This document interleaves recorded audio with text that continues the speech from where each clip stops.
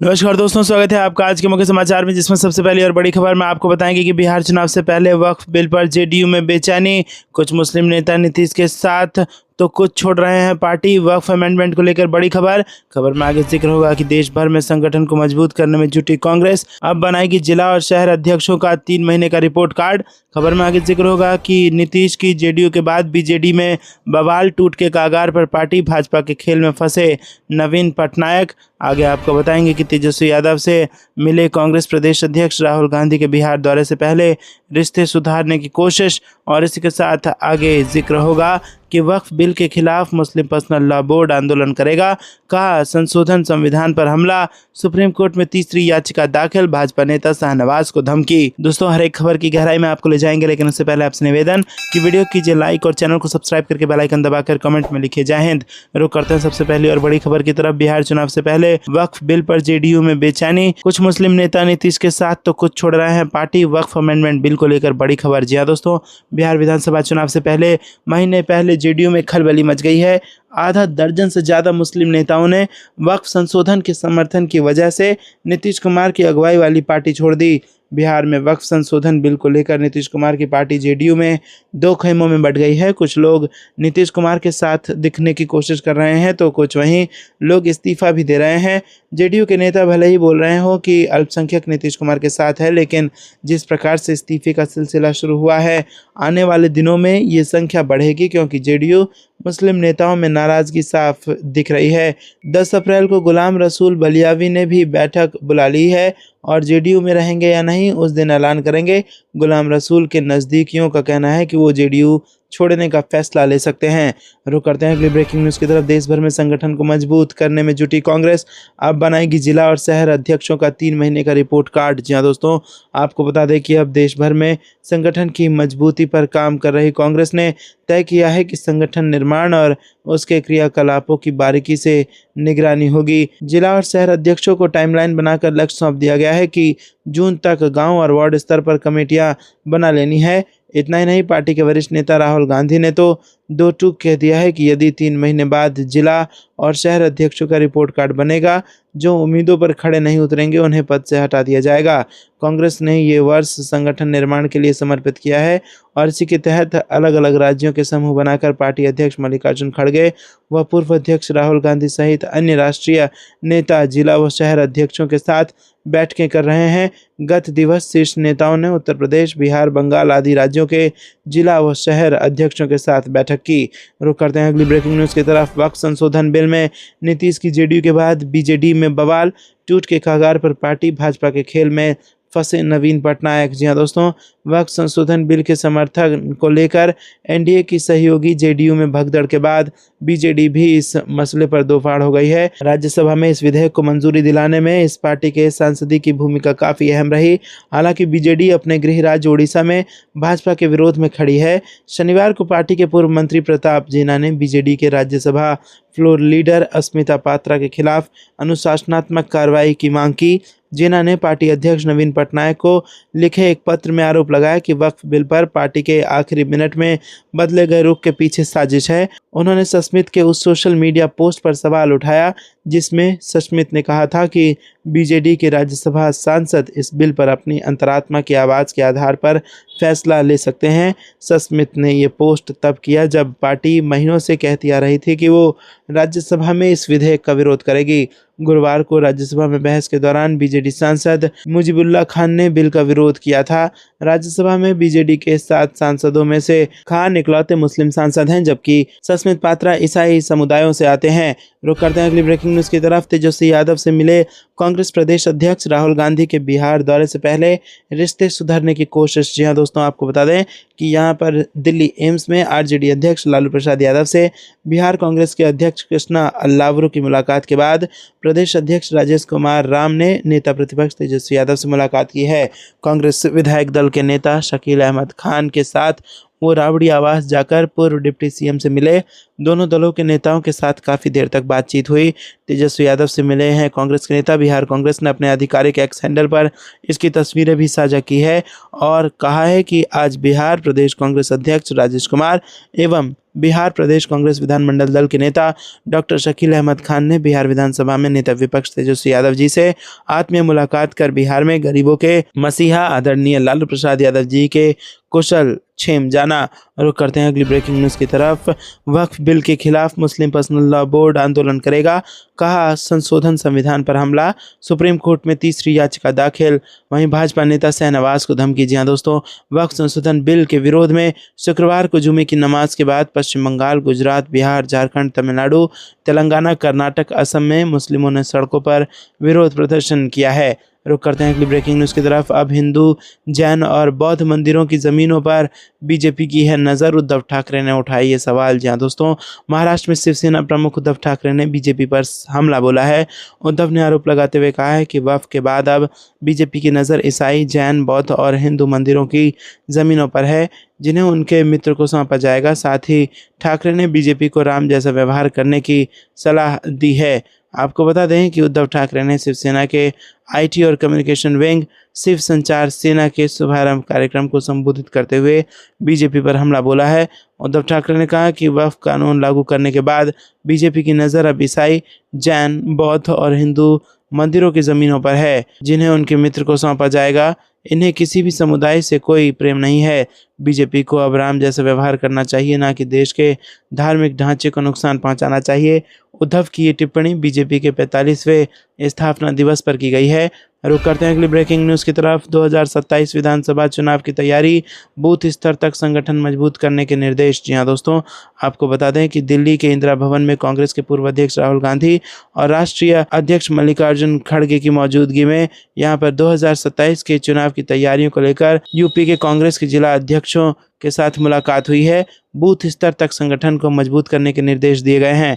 रुक करते हैं अगली ब्रेकिंग न्यूज़ की तरफ। बूथ से विचारधारा तक की चुनौती पर मंथन करेगी कांग्रेस, खड़गे की अध्यक्षता में अहमदाबाद में होगा अधिवेशन। जी हाँ दोस्तों, गुजरात में 6 दशक बाद हो रहे कांग्रेस के अधिवेशन में वर्तमान दौर में राजनीति के बदले स्वरूप तथा वैचारिक लड़ाई में गंभीर हुई चुनौतियों से मुकाबला करने को लेकर देश भर से जुटने वाले अपने ज़मीनी नेताओं से चर्चा तो करेगी ही, साथ ही पार्टी का जोर इस पर सबसे अधिक होगा कि नीचे से लेकर ऊपर तक के संगठनात्मक ढांचे को इस दोहरी लड़ाई के लिए प्रभावी तरीके से तैयार किया जाए। इसीलिए भाजपा सरकार तथा संघ परिवार से जुड़े राजनीतिक मुद्दों पर अपने नेताओं की वैचारिक दुविधा को कांग्रेस इस बैठक में जहां खत्म करने का प्रयास करेगी, तो वहीं बूथ से लेकर एआईसीसी तक संगठन को शक्तिशाली और जुझारू बनाने पर भी 2 दिनों तक मंथन करेगी। रुक करते हैं अगली ब्रेकिंग न्यूज़ की तरफ। इधर वक्फ संशोधन बिल हुआ पास, तो उधर आरएलडी नेता ने 200 समर्थकों के साथ दिया पार्टी से इस्तीफा, बोले जयंत भटक गए। जी हाँ दोस्तों, राष्ट्रीय लोकदल रुहेलखंड क्षेत्र के उपाध्यक्ष शमशाद अंसारी ने अपने साथियों के साथ पार्टी के प्राथमिक सदस्यता से त्यागपत्र दे दिया। उनका कहना था कि केंद्र सरकार द्वारा प्रस्तुत किए गए वक्फ संशोधन विधेयक का रालोद के राष्ट्रीय अध्यक्ष जयंत चौधरी द्वारा समर्थन दिए जाने से मुस्लिम समाज आहत है और स्वयं को ठगा हुआ महसूस कर रहा है।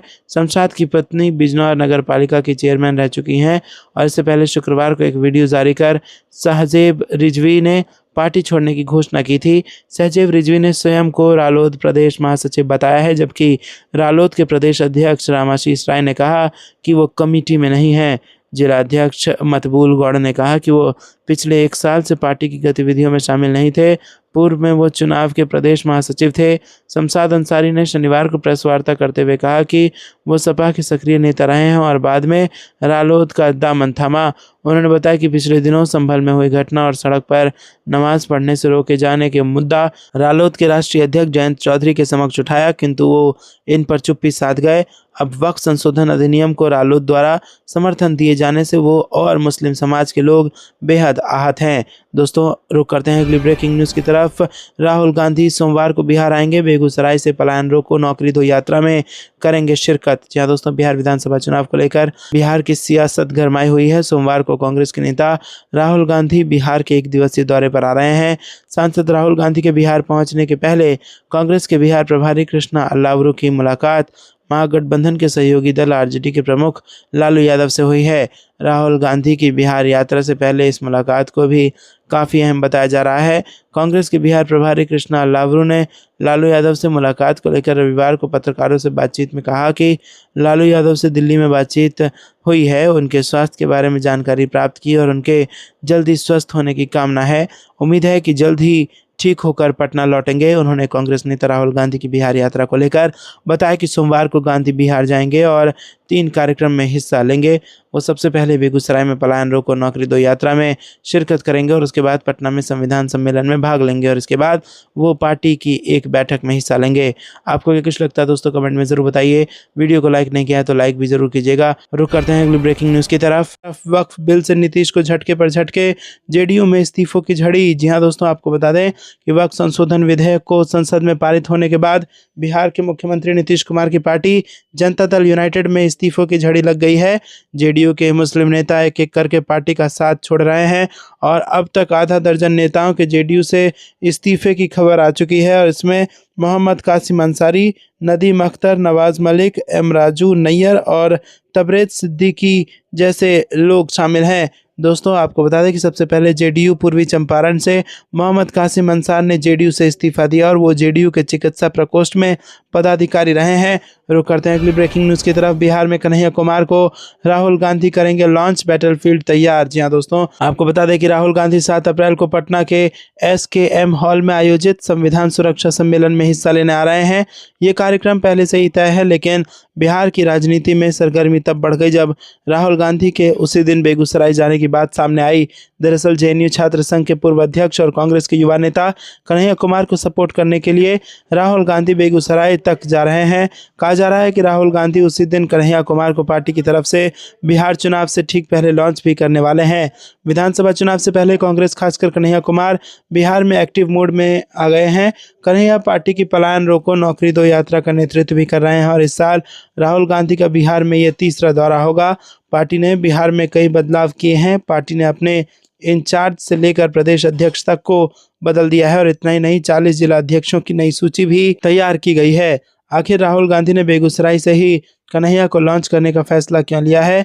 कांग्रेस के थिंक टैंक का मानना है कि पार्टी के लिए बिहार में अपने पैरों पर खड़ा होने की जरूरत है और इसके लिए कोशिश भी जारी है।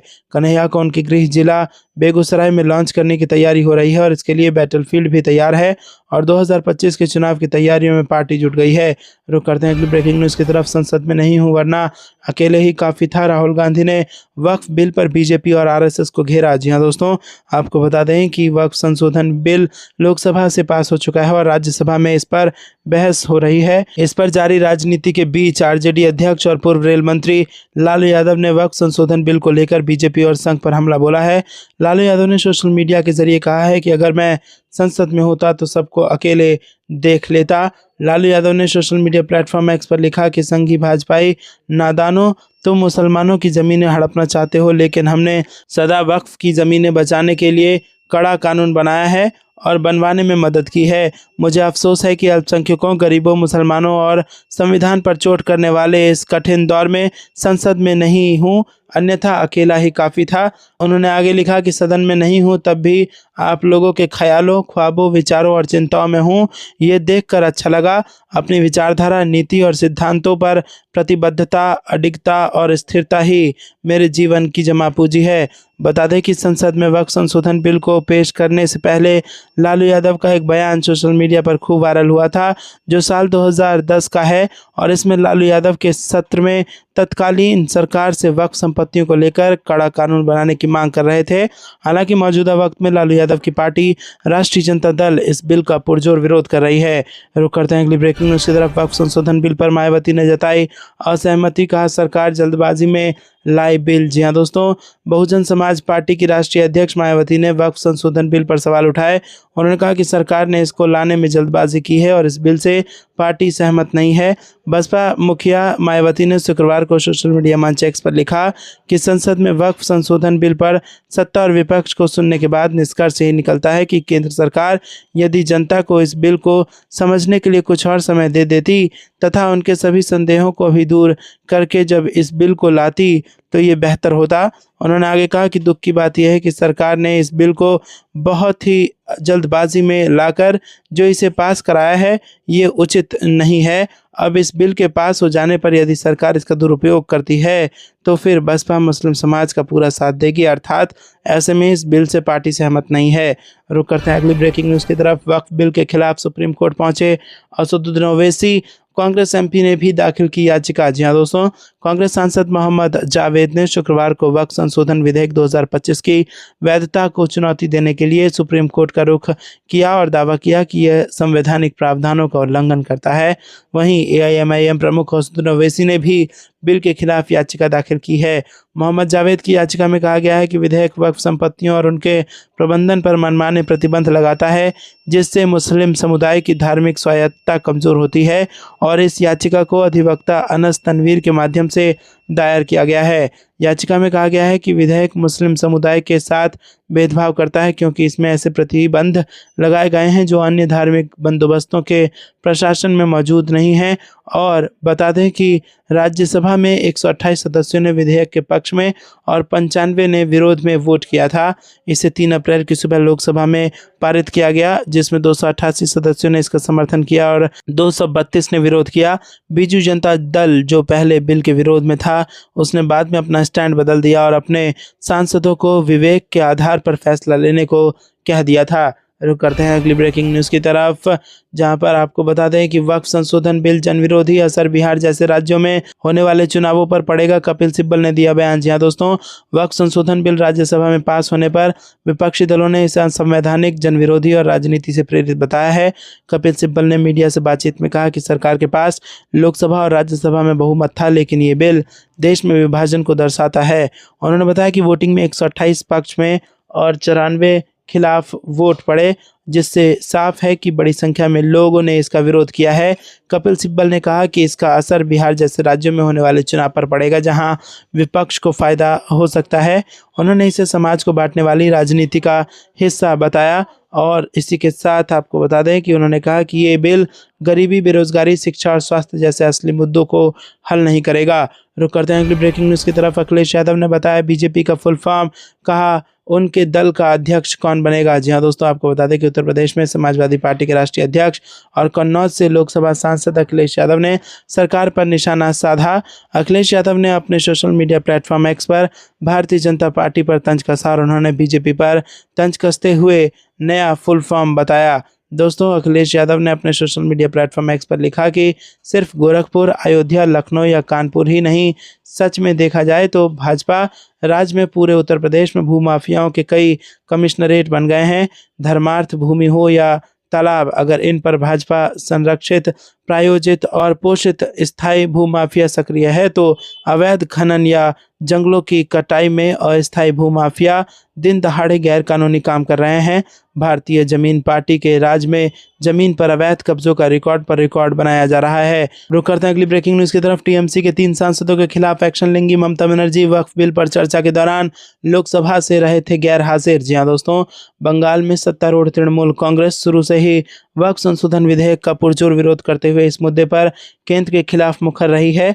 इस बीच लोकसभा में बुधवार को वक्फ संशोधन विधेयक पर बहस और मतदान के वक्त तृणमूल कांग्रेस के 3 सांसद अनुपस्थित थे। तृणमूल सूत्रों के अनुसार पार्टी के शीर्ष नेतृत्व का एक वर्ग इसको लेकर नाराज है। पार्टी इनकी अनुपस्थिति पर तृणमूल सुप्रीमो ममता बनर्जी से चर्चा के बाद इन तीनों के खिलाफ कार्रवाई कर सकती है।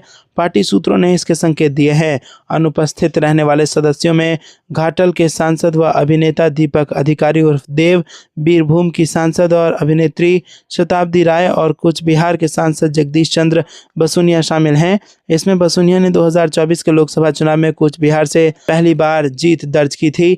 रुक करते हैं अगली ब्रेकिंग न्यूज़ की तरफ। बजट में दलित आदिवासी के लिए उचित हिस्सा सुनिश्चित करने वाले कानून की जरूरत, राहुल गांधी ने दिया बयान। जी हाँ दोस्तों, लोकसभा में नेता प्रतिपक्ष राहुल गांधी ने शुक्रवार को कहा कि ऐसे राष्ट्रीय कानून की जरूरत है जो दलितों और आदिवासियों को लक्षित करके बनाई गई योजनाओं के लिए बजट में एक उचित हिस्सा सुनिश्चित करें। उन्होंने दलितों और आदिवासी समुदायों के शोधकर्ताओं, कार्यकर्ताओं और समाज सेवियों के एक प्रतिनिधिमंडल से मुलाकात के बाद ये टिप्पणी की। राहुल गांधी ने एक्स पर पोस्ट किया कि हाल ही में मेरी मुलाकात दलित और आदिवासी समुदायों से जुड़े शोधकर्ताओं, से हुई, कार्यकर्ताओं और समाजसेवियों से हुई। उन्होंने मांग की है कि एक राष्ट्रीय कानून बनाया जाए जो केंद्रीय बजट का एक निश्चित हिस्सा दलितों और आदिवासियों के लिए सुनिश्चित करे।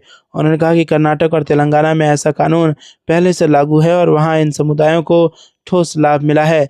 आपको क्या कुछ लगता है दोस्तों, कमेंट में जरूर बताइए।